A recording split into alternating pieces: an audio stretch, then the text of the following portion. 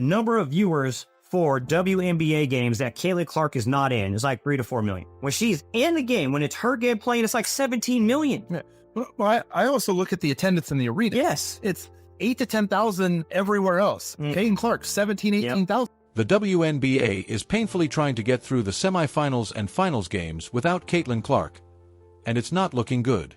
The growth of the game speaks for itself, but it's also in the numbers. Just look at the difference in All-Star votes compared to last year. Asia Wilson led with just under 100,000 votes, and this year Caitlin Clark is leading with a little over 700,000. What a difference a year makes. And games that don't feature Caitlin Clark now have a significantly lower amount of viewers, which means the WNBA is now taking a massive hit and are finally realizing the Caitlin Clark effect. Caitlin's departure, do we think that these new WNBA fans are going to stick around for the rest of the playoffs? The Liberty Aces series might be one that draws some numbers. The disparity between 1.8 million and around 400,000 is wild, especially with football season being in full swing. If the WNBA had been more intelligent and not allowed refs to ambush her, they wouldn't have come to this kind of problem.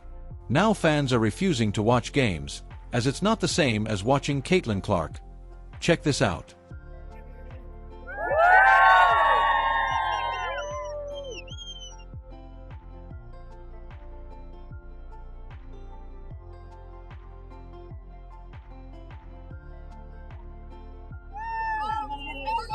Clark went to play golf, and look at the fans that had shown up.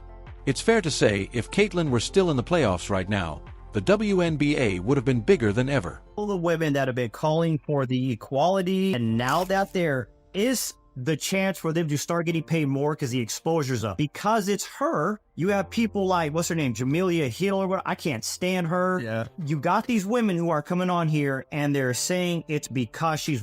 Caitlin faced some adversity throughout her season, with fans, media, and analysts trying their best to bring her down. But no, she has always kept her composure in press conferences and on the floor, in a hard environment. Caitlin dominated the league. Caitlin balled out. Fans and experts looked something like this, using every excuse under the sun to try and put this generational talent down. I just don't know if I'm going to put Caitlin Clark on the USA team. If we put Caitlin Clark on the roster, we're going to get tens or even hundreds of millions of fans to watch our game. And we sell out every game, even our exhibition game. Those things just don't matter. Women's basketball has never been about millions of people watching or selling out arenas. Come on now, give me some good reasons. Caitlin Clark just scored 30 points, 8 rebounds, 6 assists in front of 20,000 people. And in that game, she tied the rookie record with 7 made 3-pointers. I just don't see how those stats are important. I mean, she missed USA tryouts in April. Yeah, that's because she was playing for a college national championship. She couldn't do anything about that. That's not her fault. I'm just saying she could have been at USA tryouts if she actually took the team. Before Caitlin Clark left her undeniable mark on the WNBA, she had already captivated the entire basketball world during her college career at the University of Iowa. Her performances in the NCAA weren't just impressive, they were groundbreaking, rewriting the standards of college basketball. Known for her scoring explosions and deep three-point shooting, Clark regularly delivered jaw-dropping moments that left commentators, coaches, and fans speechless. But now that Caitlin Clark is out, and again, like I said, she brought a whole new fan base. And I'm not going to say it was one race or another or one type of person. I believe that all different types of people really started embracing Caitlin Clark. Female, male, black, white, young, old. Caitlin Clark is just a superstar. That's what happens when you have a star in a... Caitlin then came into the league a star, and it was clear that she was never going to disappoint. Fans who had followed her path from Iowa were excited to see how her game would translate to the professional level, and they were not disappointed. Every time she stepped on the court, she delivered a performance that justified all the hype that had surrounded from Iowa. They're coming into the WNBA. This season, they were the most watched team in the league. An average of viewership, 1.1 million viewers each game in the regular season. Other games listed to this paled in comparison, drawing just about 394,000 viewers on average. Beyond the numbers, what truly set Caitlin apart was her ability to elevate those around her. It's one thing for a player to dominate individually, but Clark consistently made her teammates better. Her court vision allowed her to create opportunities that many other players simply wouldn't see, and her leadership on the floor helped guide the Fervor to several crucial wins throughout the season. Even as a rookie, she was often the player the team looked to her in clutch moments, and she almost always delivered. It became clear that Caitlin Clark wasn't just a great young player. She was already one of the most influential players in the WNBA. The level of attention she brought to her games, both from fans and the media, was unmatched, and the WNBA quickly recognized that Clark had the potential to become the face of the league. Okay, since Caitlyn has joined the WNBA, we've now earned enough money for every single team to fly private. So if we put her on the team, we're going to be able to fly private all the way to Paris and back. We have been fighting for private flights for so many years in women's basketball, but I mean, we can go back to commercial. That's something the league has been asking for so long. And now Caitlyn has literally given that to us. All right, I made my decision. Okay, good. So you're going to put her on the team. The world's going to be so excited. Caitlyn Clark has brought us millions of fans, hundreds of millions of dollars, and private flights. But at the end of the day, that's just not enough. For much of the season, the Indiana Fever looked like a team on the rise. The Fever had all the makings of a team that could make a deep playoff run, especially with Clark at the helm. Their fan base, which had grown significantly over the course of the season, was full of hope that the Fever would be able to make a name for themselves in the playoffs. Hey, I'd just like to say congratulations to Caitlyn Clark, #1 player on the planet right now. Let's go ahead and do this game today. You got your hands full. You're probably nervous because it's senior day. This is the last one here, but this crowd's gonna carry you through. So just keep focused. I know as soon as you drop that first three, it's gonna be all over. However, the best-of-3 format in the first round of the playoffs quickly dashed those hopes. The Fever were matched up against the Connecticut Sun, a tough opponent with more experience in playoff situations. While the Fever had the potential to win, the series format left little room for error. The best-of-3 playoffs rule led to them falling short and Caitlyn exiting early. To the GM in Connecticut, I said, Darius, let's go back to Indy. Let's have one game in Indy. He said, there is no way I'm going to do anything to allow my team to get out of this arena. And I said, well, I won you. I said, we will have 19,000 people ready for you. He said, I don't want to go back to Indy. But our players deserved a chance to play at home. The lack of a home game was particularly devastating for the Fever. As previously mentioned, the Fever had one of the most passionate and dedicated fan bases in the WNBA, regularly filling arenas with nearly 20,000 fans. That kind of home court advantage can make all the difference in a playoff series, especially for a young team like the Fever. In the end, the Fever were eliminated, and Caitlyn Clark's rookie season came to an abrupt and disappointing end. The entire series felt like a missed opportunity, not just for the Fever, but for the WNBA as a whole. The league had lost one of its biggest stars far too early, and the rest of the playoffs would suffer because of it. Using a best-of-3 format in the first round of the playoffs has been widely criticized in the aftermath of the Fever's elimination. The WNBA, which has been trying to grow its fan base and increase viewership, missed a crucial opportunity to showcase one of its brightest stars on the biggest stage. For the 2023 season, the WNBA had grown by 40% viewership from 2022 to 2023. But with Caitlyn Clark's arrival, it's grown by 400% viewership. What that means is if the WNBA were continue to grow at the rate it grew from 22 to 23, it would take until 2028 to do what Caitlyn Clark did this. The NBA, for example, uses a best-of-5 format in the first round of its playoffs. This gives teams more time to adjust, to recover from early losses, and to build drama over the course of a series. The WNBA's shorter playoff series, on the other hand, don't allow for that same kind of dramatic build-up. A best-of-3 series can be over before it really begins, and that's exactly what happened with the Fever. WNBA, which is still trying to carve out a larger share of the sports landscape, it's important to create as many marquee moments as possible and a longer series. The Fever might have had the chance to turn things around, to get back to Indiana and play in front of their home crowd and to keep the Caitlyn Clark show going for a few more games. Instead, they were knocked out in just 2 games, and with them went a significant portion of the WNBA's playoff viewership.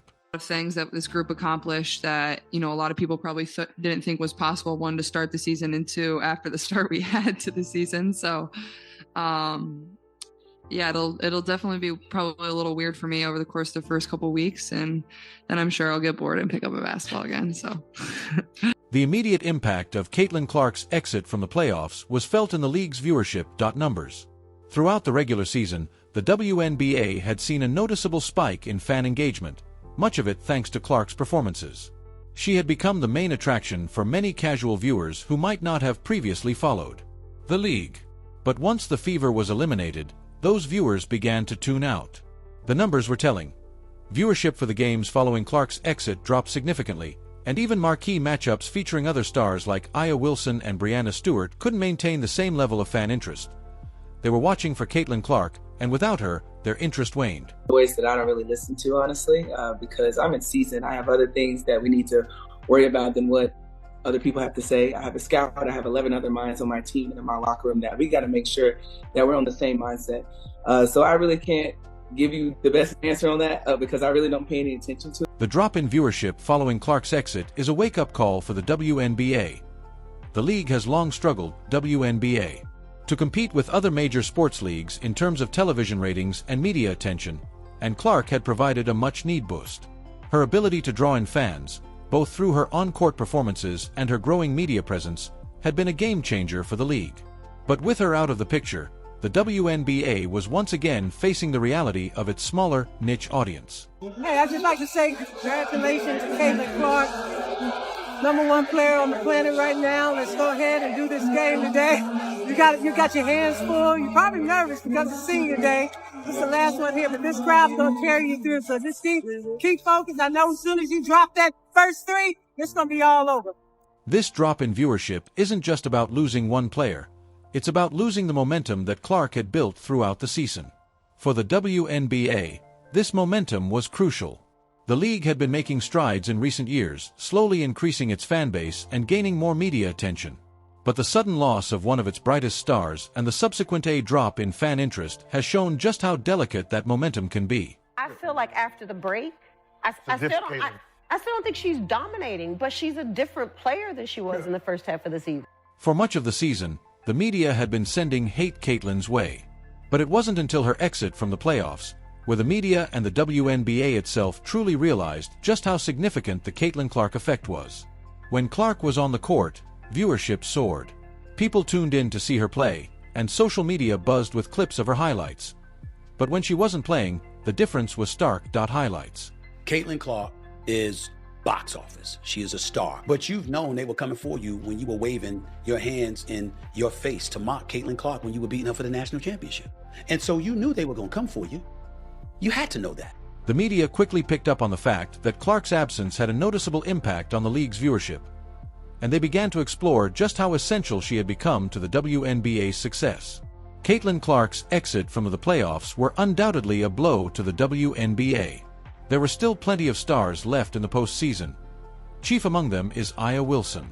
Wilson, a two-time MVP and one of the most dominant players in the league, had led the Las Vegas Aces to the playoffs once again and was looking to add another championship to her already impressive resume. But despite Wilson's incredible talent and leadership, she was unable to replicate the same level of viewership and fan engagement that Clark had brought to the league. This isn't a knock on Wilson. She remains one of the best players in the world and is beloved by WNBA fans. But it's a reflection of just how unique Clark's appeal had become. At that point, some of us felt like maybe she hadn't proved it in the WNBA, but at this point, she certainly has. Wilson has long been one of the WNBA's marquee players, and her performances in the playoffs were nothing short of spectacular. Yet, even with Wilson playing at an elite level, the excitement around the playoffs didn't match what it had been when running. Clark was still in the running. This speaks to the different kinds of appeal that players can have. While Wilson is undoubtedly a star, Clark had a way of captivating both hardcore basketball fans and casual viewers alike, bringing new energy and attention to the league in ways that few players ever have. Bad guys say, me and you, we were talking about this girl, Caitlin Clark. Oh, let me throw this out. By the way, it wasn't that anybody didn't think she was going to be successful or not play. It was just that we felt the other players in the W deserve shine as well. One of the most significant aspects of Caitlin Clark's story is her decision to take a long break from basketball following her team's early exit from the playoffs. After a grueling season in which she faced constant physical and mental challenges, Clark announced that she would be stepping away from the game for more than 200 days. This break is a chance for her to rest, recover, and focus on her well-being, but it also raises questions about what comes next for both Clark and the WNBA. For Clark, this break is an opportunity to recharge after what has undoubtedly been one of the most intense periods of her life. Being thrust into the spotlight at such a young age can take a toll on any athlete. And for Clark, who has been carrying the weight of being one of the league's brightest stars, the need for rest is understandable. Her decision to step away from the game is a reflection of the demands that come with being a professional athlete, particularly one who is under as much scrutiny and pressure as Clark. has really consumed my life for a year. So I feel like it'll be good for me to kind of reflect back on everything that's happened. Like, I feel like I didn't even have time to really reflect on my college career because it ended so fast. I feel like taking some time to myself and really enjoying that and reflecting back. For the WNBA, however, Clark's absence is a serious blow. The league had been riding a wave of momentum thanks to her performances. And with her out of the picture for an extended period, there is a real risk of losing that momentum. The playoffs are the most important time of the year for any sports league, and without one of its biggest stars, the WNBA faces a challenge in keeping fans engaged and maintaining the excitement that Clark had. Built. They're fourth in betting odds on being MVP of the WNBA. These people are so disrespectful and so unknowledgeable and so stupid that it gives women's basketball a bad name. Clark's exit has exposed the WNBA's reliance on individual stars to drive viewership, and the league will need to diversify its appeal if it hopes to sustain growth in the coming years. The future of the league depends not just on individual stars, but on the collective talent and excitement that the WNBA can offer to its fans. We all know Caitlin will be missed, and we can't wait to see her back playing again. If you enjoyed it, leave a like and subscribe. More videos are on screen now.